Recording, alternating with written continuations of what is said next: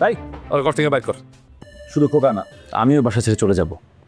আমি ডিসিশন নিয়ে নিচ্ছি, তোর সাথে থাকলে আমার লাইফে কোনো গ্রোথ আসবে না, and I need growth in my life. চিটারি বাটপারি করে লাইফ চলে না। তোর মনের কথা কইছস, বদি যদি ভালো না হয় আমি ওর লগে নাই। ভালোই কইছস, বদি আসলে খুব খারাপ, বদি মানুষ ভালো না। এই যে বাটপারি সিটারি করে টাকাগুলো যে নিয়ে আসি, এই টাকাগুলো কে খায়? আমি খাই না তোরা খাস? আমার টাকা দিয়েই তো তোরা চলস। আর এখন বদি খারাপ হয়ে গেছে, তাই না?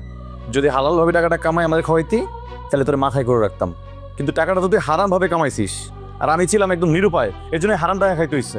হারাম টাকা খেয়ে পাপ কামাইছি। এ মনির, তুই কিন্তু বেশি কইলি, এটা ঠিক হইল না।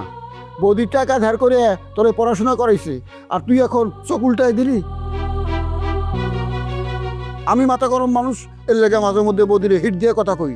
তুই হিট দিবি কে? তোর মাথা তো ঠান্ডা। বুঝছি তো মনির, ঘটনা বুঝা গেছি।